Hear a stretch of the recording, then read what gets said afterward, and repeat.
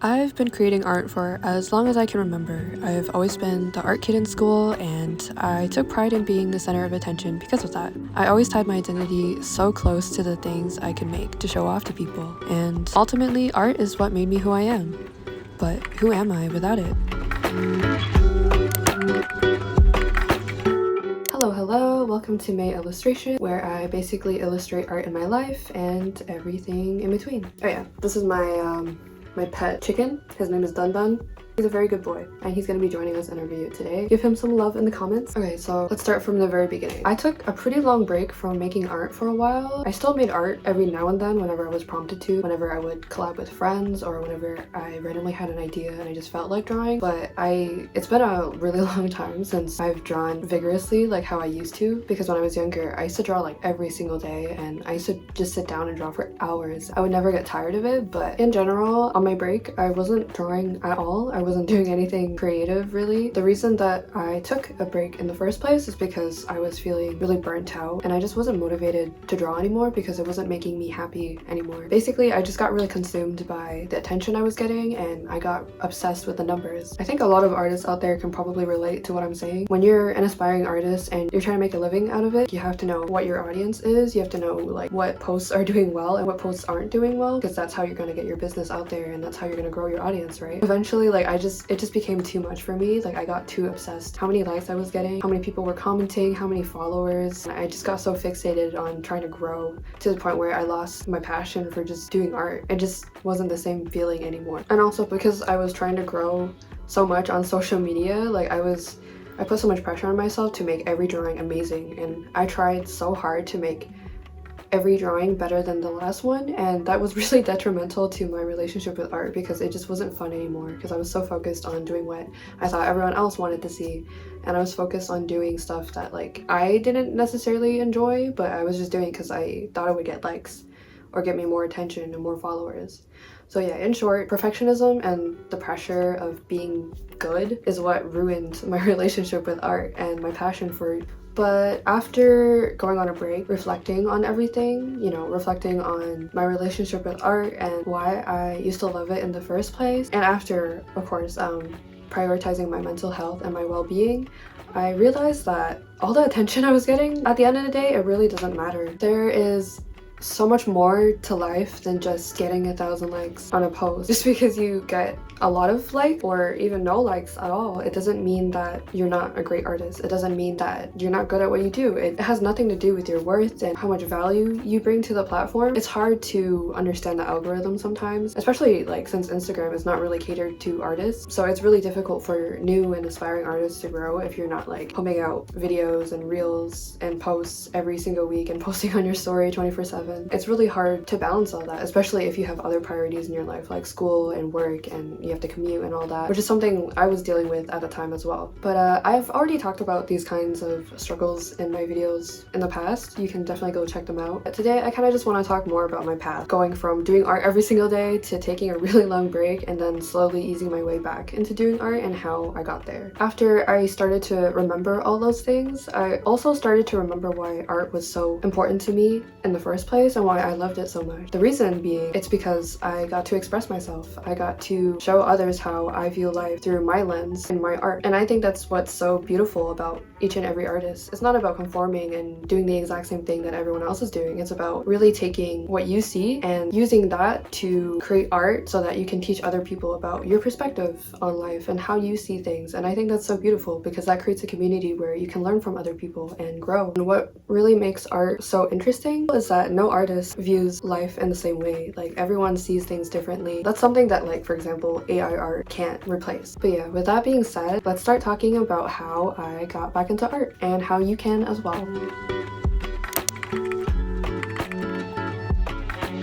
So the first step is to watch all your favorite movies and TV shows and listen to all the music that you like. I personally find it very easy if I just make a list. So I have an entire list for all my favorite shows. I also have a category for movies and also music. Once you watch a new movie, you can always add to that list so you can go back to it and remember, oh yeah, I watched this movie and I forgot how much I actually loved it. Let me watch it again. After you make that list and after you rewatch as many of those shows or movies as you can, the next thing to do is to observe of all of the things that you like about them. Is it the music? Is it the characters and their costume designs? Is it the storyline? Or maybe it's not about any of that. Maybe it's about how these characters make you feel, or how the show itself makes you feel. Regardless of what it is, these are all important insights as to what you value and what you find important. For example, I absolutely love cartoons like Adventure Time and Bee and Puppycat, and the things that I love most about these cartoons are of course, the art styles, because they're so unique, and I'm pretty sure an art style like Adventure Time is recognizable anywhere. Like if you saw Finn and Jake, you'd automatically know that it's them. That's what I love, right? I love the character designs and how unique they are and how recognizable they are, and I also love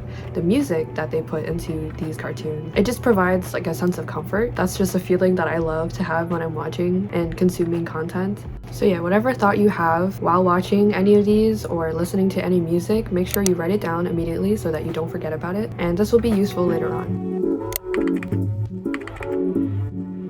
Step 2 is to visit new places. Go outside, touch some grass.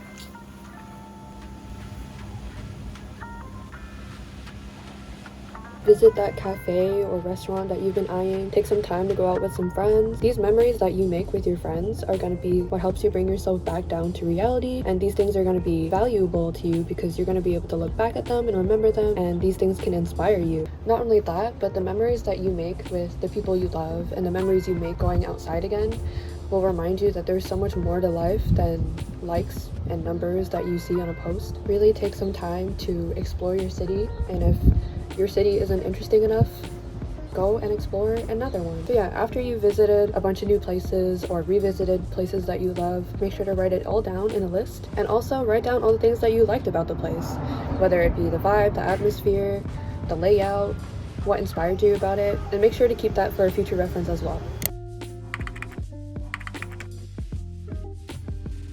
The next step is to read books and articles about things that interest you. You have so many options ranging from magazines, books, articles, mangas, comics, or even webtoons. You can go to a bookstore or your closest library. There are so many stories out there that you can choose from, so there's something for everyone. And this might also be a bit of a stretch, but I also like to look at K-pop albums because I find that the photos that they have and the albums usually have very cool concepts that you can look at to draw inspiration from, and also they always have very cool compositions, cool graphics that you can implement into your own art as well. So yeah, whatever medium that you choose to read from, just like all the other steps that I told you guys about, remember to write it down and also make observations and notes about what you like about each of these stories and what you've learned from them, how you want to implement them into your life or your artwork.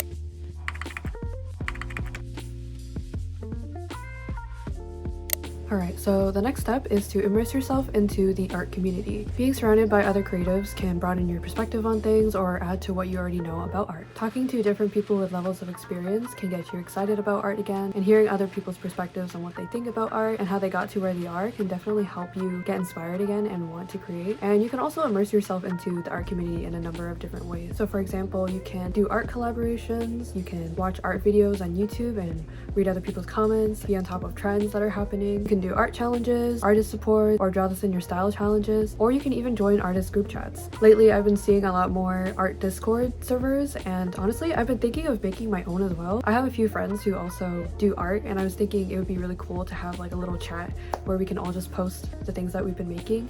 And not only that, but any of my followers or subscribers can join as well, and they can post their art. I think it would be a really cool bit at the end of each of my videos where I put like all the art that you guys have made, and I would love to just like shout out you guys and give your art more attention, and let me know if you guys are interested in joining an art Discord server. Something I also forgot to add is that if you immerse yourself in the community, the friends that you make can also keep you accountable to keep creating and reaching towards your goals that you set for yourself, and I think that's a really nice aspect of being a part of the community as well.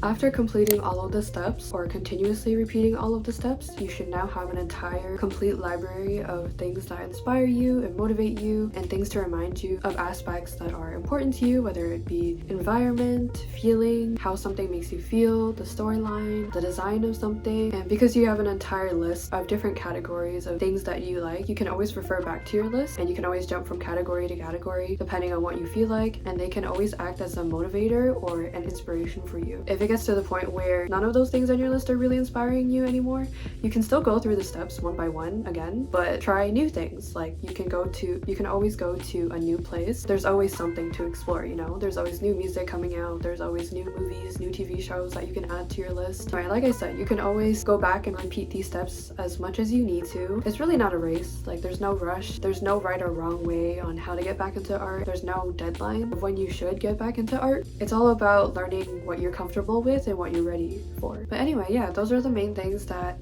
help me detach from things that aren't as important, and also those are the things that help me refocus and reprioritize the things that are important to me. And because of that, I now feel so much more inspired, and I feel like I have so much more artistic freedom now, and I can just create freely without having to worry about if the next piece of artwork I'm gonna make is perfect. Instead, I'm just focusing on learning again. I've been trying to develop the beginner mindset because there really is nothing wrong with becoming a beginner again. I feel like so many people have it wrong. Like they have to be an expert at something, especially if you've been someone who has been doing art for years like me. I definitely put a lot of pressure on myself to be like an expert or like an art prodigy, but it's not the case because everyone has different resources, everyone has a different upbringing, a different background, so it's not your place to judge or like compare yourself to someone else. You don't know what other people have been through to get to where they are. So it's your journey, and it's all about what you put into getting to where you want to be. I really hope that these steps help you.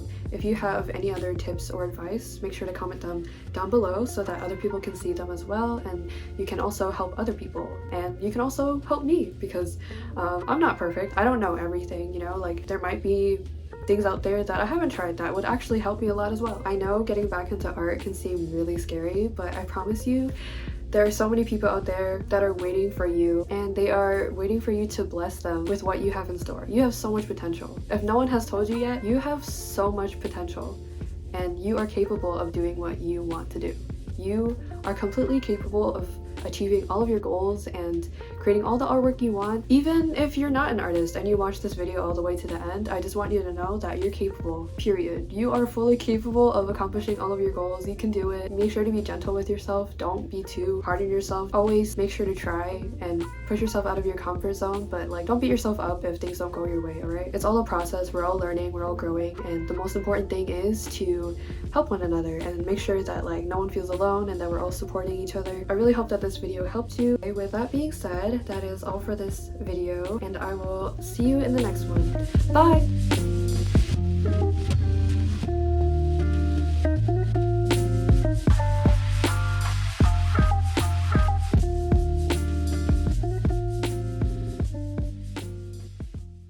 Say bye to Dun Dun Chicken as well.